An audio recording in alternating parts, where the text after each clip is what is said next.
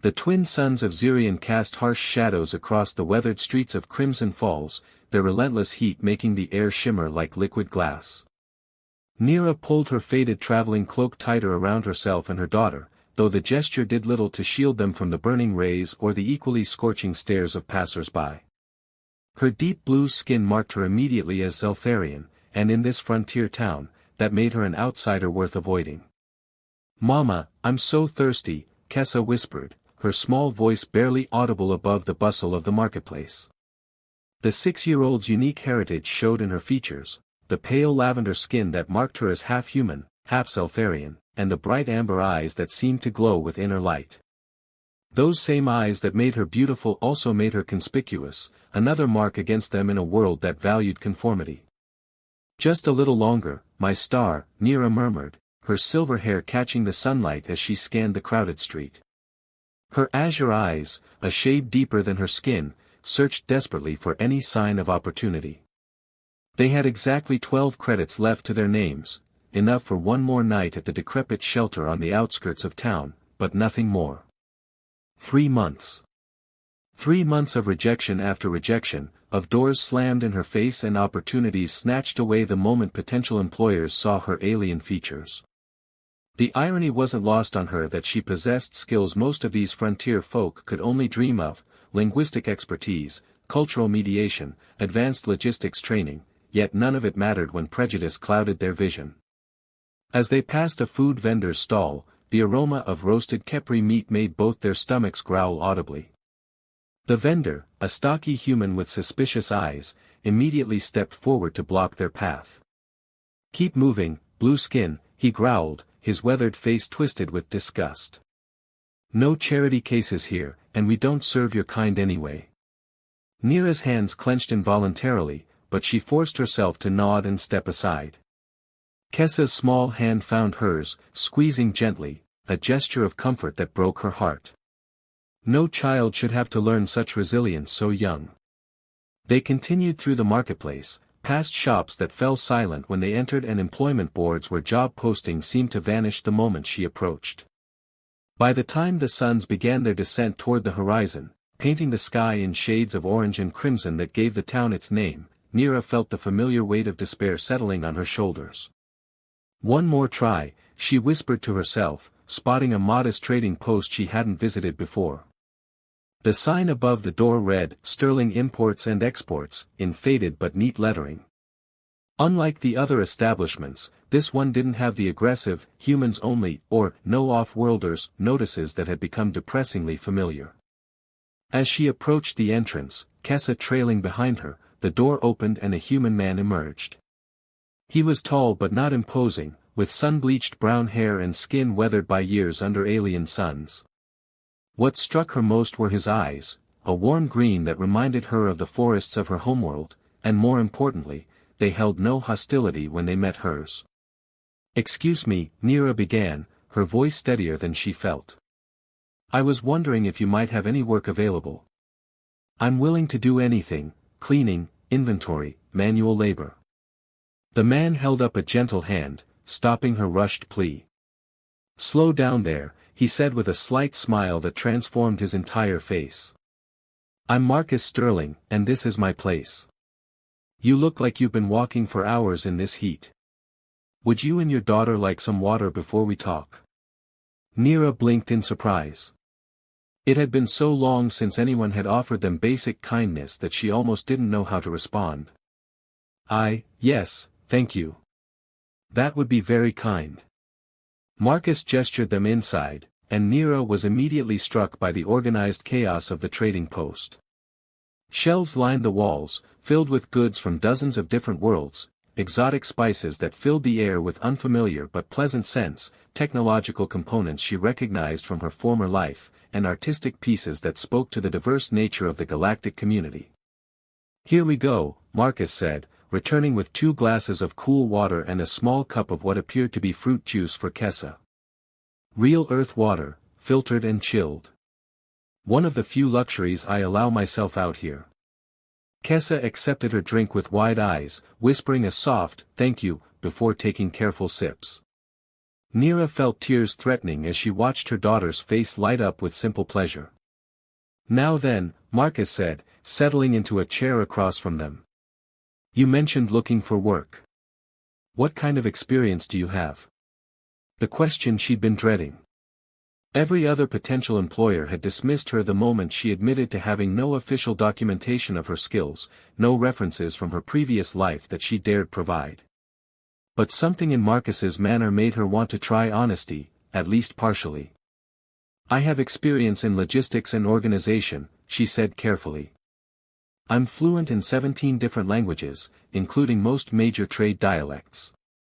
I'm good with people, when they give me a chance, and I'm not afraid of hard work." Marcus raised an eyebrow. 17 languages. That's impressive. Most traders out here are lucky to speak 3 fluently. He paused, studying her face with those perceptive green eyes. "May I ask what brought you to Crimson Falls? It's not exactly a common destination for skilled individuals." The carefully neutral way he phrased the question told Nira he suspected there was more to her story, but he wasn't pushing for details she wasn't ready to share. It was a courtesy she hadn't expected and didn't know how to handle. "Circumstances," she said finally. "Sometimes life doesn't go as planned, and you have to make the best of what's available." Marcus nodded slowly, and she saw understanding in his expression, not pity, but recognition. As if he, too, understood what it meant to start over in a place far from home. "Well," he said after a moment, "as it happens, I do need help. Business has been growing, and I'm having trouble keeping up with inventory management and customer relations, especially with the non-human traders. The pay isn't spectacular, but it includes room and board if you need it, and I believe in treating employees fairly regardless of their species or background." Nira felt her heart skip a beat. You're offering me a job. Just like that?" "I'm offering you a chance," Marcus corrected gently. "Same as I'd want someone to offer me if our positions were reversed. Everyone deserves an opportunity to prove themselves." Before Nira could respond, the door chimed and another customer entered, a Terran native with the distinctive scaled skin and crest markings of his species. Nira tensed, waiting for the inevitable scene, but Marcus simply smiled and greeted the newcomer in fluent Terran, conducting business as naturally as if species differences didn't exist. As she watched the easy interaction, something tight in Nira's chest began to loosen. Maybe, just maybe, they had finally found someone who judged people by their character rather than their appearance. When the customer left, Marcus turned back to her with that same gentle smile. "So, what do you say? Ready to give it a try?" Nira looked down at Kessa, who had finished her juice and was now examining a small crystalline ornament on the nearby shelf with fascination. Her daughter deserved stability, safety, and the chance to be a child instead of a fellow refugee. This human stranger was offering them hope when no one else would. "Yes," she whispered, then cleared her throat and spoke more firmly. "Yes, I would very much like to try." Marcus's smile widened, and for the first time in months, Nira allowed herself to hope that their luck might finally be changing. She didn't dare believe it would last, but for now, it was enough to know that somewhere in this vast, often cruel galaxy, kindness still existed. As the crimson sunset painted the sky outside, Nira felt the first warm glow of possibility blooming in her heart. The morning air in Crimson Falls carried the scent of desert blooms and the distant hum of cargo ships preparing for departure. Nira stood outside Sterling Imports at precisely 7:30, 30 minutes before the agreed start time, with Kessa's small hand tucked securely in hers. She'd spent the night in the shelter's cramped quarters, barely sleeping as excitement and anxiety warred in her chest. The trading post looked different in the soft light of dawn, more welcoming somehow, with its weathered wooden facade and hand-painted sign that spoke of honest work rather than corporate efficiency. Through the large front windows, she could see movement inside, and her heart quickened with nervous anticipation. "Mama, are you scared?" Kessa asked, her amber eyes reflecting the morning light as she looked up at her mother. "A little," Nira admitted, smoothing her daughter's dark hair. "But sometimes the best things happen when we're brave enough to be scared." The door opened before she could knock, and Marcus appeared with that same gentle smile that had given her hope the day before. He wore simple work clothes, sturdy pants and a light shirt that had seen honest use, but he carried himself with quiet confidence. "You're early," he said, though his tone suggested approval rather than annoyance. "I like that. Come on in, both of you." As they entered, Nira was struck again by the organized complexity of the space.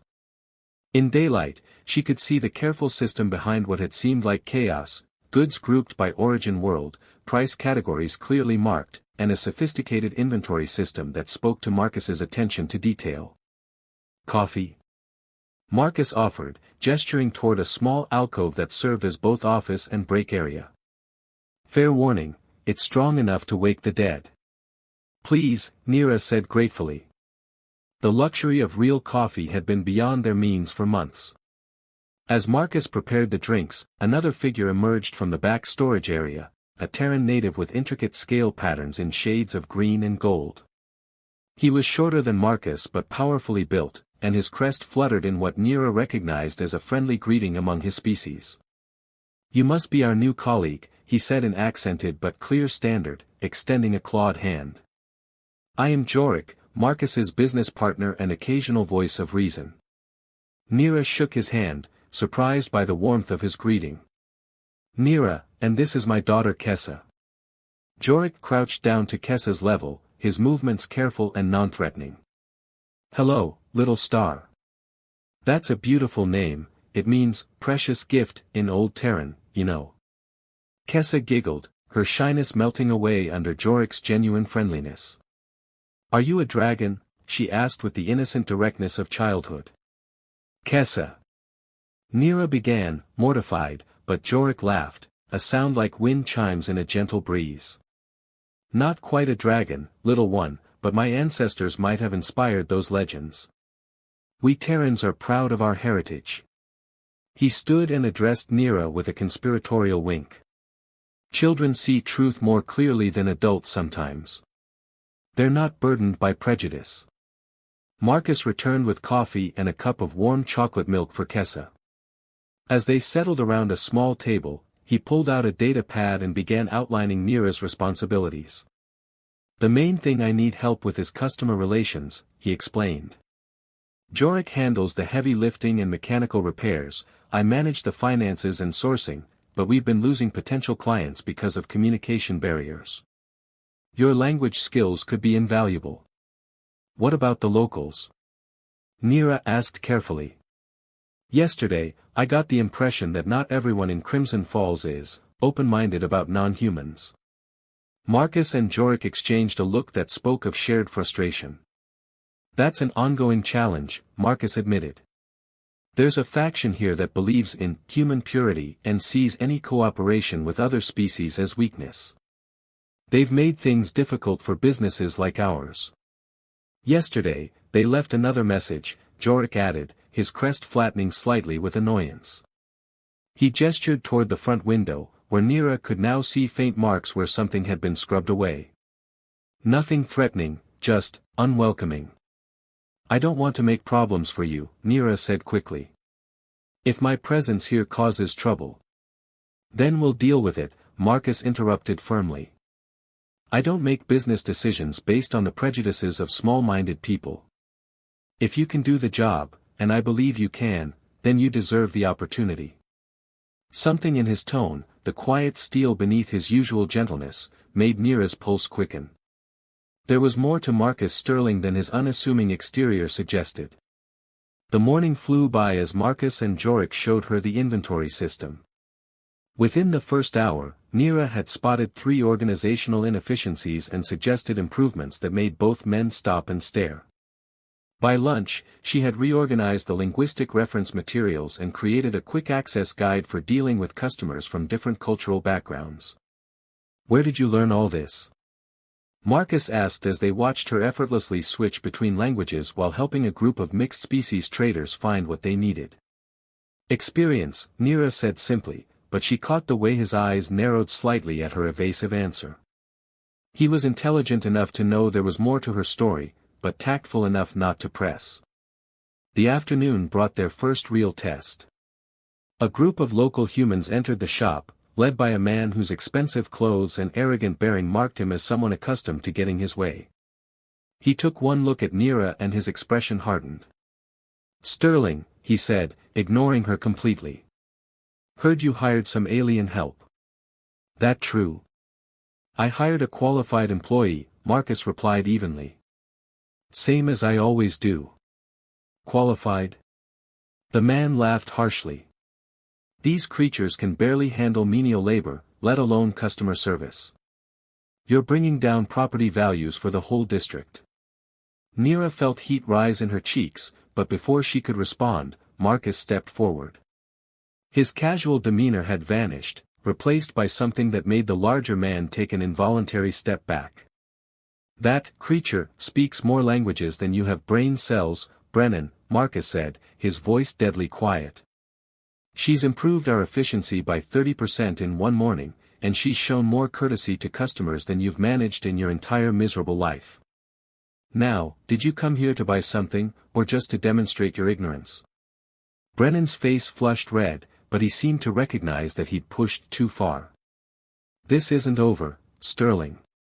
The Merchants' Council won't stand for this kind of integration." After the men left, Marcus ran a hand through his hair, a gesture Nira was beginning to recognize as his way of dealing with stress. "I'm sorry you had to see that," he said. "Brennan owns the largest supply company in town, and he's been looking for an excuse to cause trouble for us." "Why?" Nira asked. "What did you do to earn his hatred?" "We exist," Jorik answered dryly. "And we succeed without conforming to his narrow view of how business should be conducted." "It's more than that," Marcus added quietly. 3 years ago, when I first opened this place, Brennan tried to buy me out. When I refused, he made it clear that any business that didn't align with his vision for Crimson Falls would face difficulties. Nira studied his face, seeing the careful way he chose his words. "But you stayed anyway."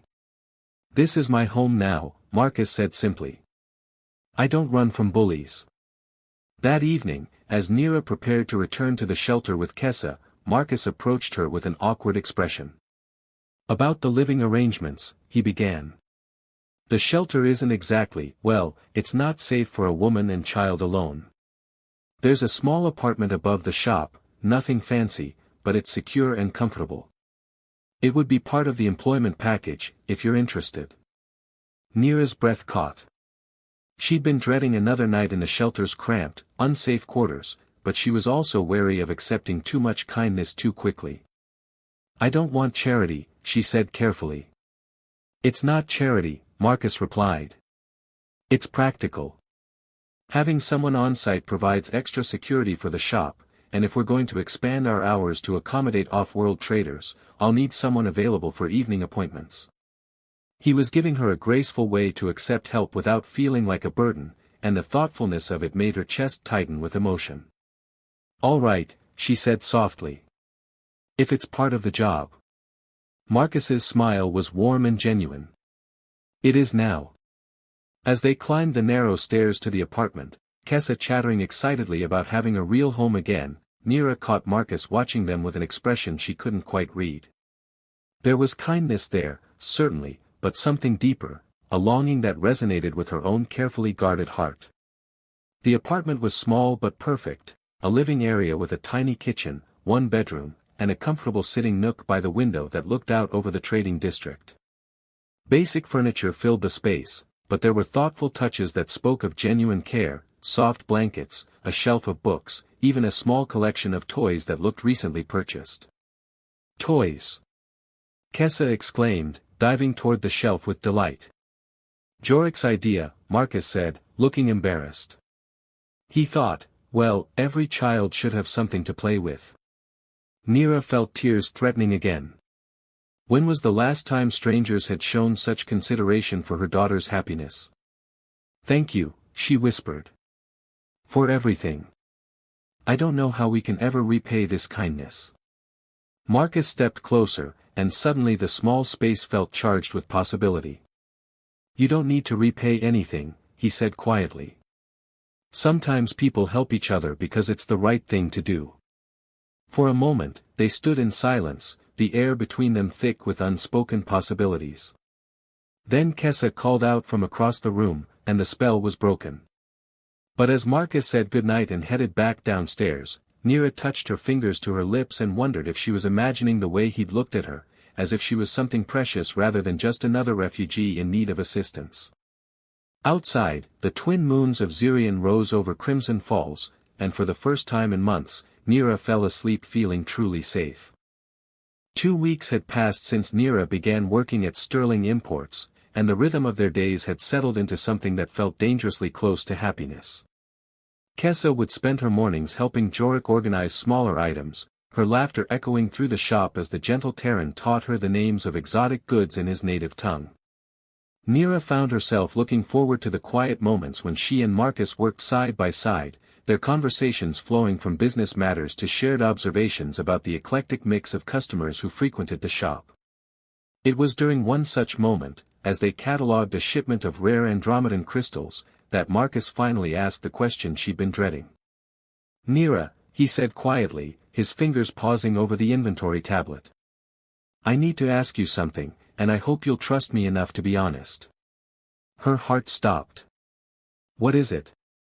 "The shipment manifests I've been reviewing. Some of these items require special handling permits, and I noticed you knew exactly which ones without consulting the regulatory database. You also identified a counterfeit vegan artifact yesterday that had fooled 3 other dealers." His green eyes met hers with gentle intensity. "That's not knowledge someone picks up casually." Nira set down the crystal she'd been examining, her hands trembling slightly. She'd known this moment would come eventually. Marcus was too intelligent, too observant to miss the signs of her carefully hidden expertise. "What are you asking me?" she whispered. "I'm asking if you trust me enough to tell me who you really are," Marcus said softly. "Because whoever she was before, the woman sitting across from me right now is someone I care about deeply. And if you're in some kind of trouble, I want to help." The simple sincerity in his voice nearly broke her resolve. For weeks, she'd been building walls around her heart, telling herself that this job, this kindness, this growing attraction between them was temporary. That eventually, her past would catch up with her and she'd have to run again. But looking into Marcus's eyes, seeing not suspicion but concern, she felt those walls beginning to crumble. "My real name is Nira Velthera," she began, her voice barely audible. "I was a cultural liaison for the Zelfarian Diplomatic Corps, specializing in interspecies trade negotiations." Marcus nodded slowly, no surprise in his expression. "That explains a lot. What happened?" The words came haltingly at first, then in a rush as months of suppressed fear and guilt poured out. She told him about discovering the corruption in the upper levels of the diplomatic corps, officials taking bribes to manipulate trade agreements, weapons being sold to rebel factions through falsified manifests, entire colonies' resources being stripped through legal loopholes that she had unknowingly helped create. "I tried to work within the system at first," she said, her voice growing stronger as she spoke. "I filed reports, followed proper channels. But the corruption went too high. When I realized that speaking out would mean disappearing into a government detention facility, or worse, I gathered evidence and fled." "What about Kessa's father?" Marcus asked gently. Nira's expression hardened. "He was human, a trade representative I fell in love with. When I discovered his involvement in the weapons trafficking, he offered to make me disappear permanently rather than risk exposure." She touched her throat unconsciously, where faint scars were visible beneath her collar. "We escaped, but barely." Marcus was quiet for a long moment, processing her revelation. When he finally spoke, his voice was filled with quiet admiration rather than the judgment she'd feared. "You risked everything to do what was right," he said. "And you've been carrying this burden alone all this time." "I couldn't put you in danger," Nira replied. "If they find me, then we'll deal with it together," Marcus interrupted firmly. "You're not alone anymore, Nira. Not unless you choose to be." Before she could respond, the shop's security chime sounded an urgent pattern that made both of them freeze. Someone was using an override code to enter after hours, a code that very few people possessed. Marcus moved swiftly to the main display screen, pulling up the external cameras. What they saw made Nira's blood run cold. A tall figure in the dark robes of a Zeltharian official stood at the front entrance, flanked by two armed humans in civilian clothes. Valdris, Nira breathed, recognizing the cold, angular features beneath the official hood. He found me. Marcus immediately activated the shop's security protocols, sealing the upper level where Kessa was sleeping. Who is he? Internal Security Division, Nira said, her training kicking in as she began mentally cataloging escape routes. He's the one who's been hunting me. If he's here, it means they've tracked me across half the galaxy. The front door chimed as Valdris entered, his pale yellow eyes scanning the shop with predatory intensity. His companions remained outside, clearly positioned to prevent any escape attempts. Nira Velthara, he called out, his voice carrying the authoritative tone she remembered from their previous encounters. I know you're here. There's no point in hiding. Marcus stepped forward, placing himself between Valdris and the stairs leading to the apartment. This is private property, he said calmly. I'm going to have to ask you to leave. Valdris's thin lips curved in what might have been called a smile on a more pleasant face. Ah, the human protector. How predictable. He pulled out a legal document, the holographic seals marking it as an official extradition order. I have full authority to retrieve the fugitive known as Nira Velthara and return her to Zeltharian space for trial. On what charges? Marcus demanded. Treason, theft of classified materials, and conspiracy against the state, Valdris replied smoothly. Quite serious crimes, I'm afraid. The penalty for which is substantial. Nira felt her carefully constructed new life crumbling around her. She could run again, but they would only follow. And now she would be putting Marcus and Jorik in danger as well. Perhaps it was better to. The charges are fabricated, Marcus said quietly, his voice carrying an authority that made both Nira and Valdris look at him in surprise. And your extradition order isn't worth the holographic projection it's printed on. Valdris's eyes narrowed. I beg your pardon. Marcus reached into his desk drawer and pulled out his own document case, one that Nira had never seen him open. The identification he displayed made Valdris take an involuntary step backward. Marcus Sterling, former ambassador to the Zeltharian Diplomatic Corps, Marcus said calmly. I'm quite familiar with your legal system, Valdris, and I know that extradition orders require verification from the local magistrate. Do you have that verification? For the first time since entering, Valdris looked uncertain. The urgency of the situation requires proper legal procedures, Marcus finished. Which you've ignored. Moreover, this planet has asylum treaties with the Zeltharian government. Ms. Velthara has the right to petition for sanctuary pending a full investigation of the charges against her. Nira stared at Marcus in shock. An ambassador? The quiet trader who had shown her such simple kindness had once moved in the highest diplomatic circles. Valdris recovered his composure quickly. Former Ambassador Sterling. Your credentials are no longer valid. And the woman is a dangerous fugitive. Is under my protection, Marcus said firmly. And as a legal resident of this world, she has rights that your intimidation tactics cannot override. The tension in the room was palpable. Valdris clearly hadn't expected to encounter someone who understood Zeltharian law and had the authority to challenge his actions. For several long moments, the only sound was the hum of the shop's environmental systems. Finally, Valdris stepped back toward the door. This is not over, he said coldly. I will return with proper documentation. And when I do, neither your expired credentials nor your human sentiment will protect her. After he left, Marcus immediately began activating additional security measures while Nira stood frozen in the center of the shop, overwhelmed by the evening's revelations. An ambassador, she finally whispered. You were an ambassador, and you're working as a frontier trader. Marcus finished sealing the windows before turning to face her. Former ambassador, he corrected gently. I resigned my position 3 years ago after discovering that several of my superiors were involved in the same corruption you uncovered. I came here to start over, just like you did. Why didn't you tell me? For the same reason you didn't tell me about your past, Marcus replied. Sometimes we need to be more than our history allows us to be. Nira felt tears threatening as the full implications hit her. He'll be back, she said. And next time, he'll have proper documentation. I have to leave. I won't let him destroy what you've built here. Marcus crossed the room in 3 quick strides, his hands gently framing her face. You're not going anywhere, he said firmly. We'll fight this together. I still have contacts in the diplomatic corps, people who remember what justice actually means.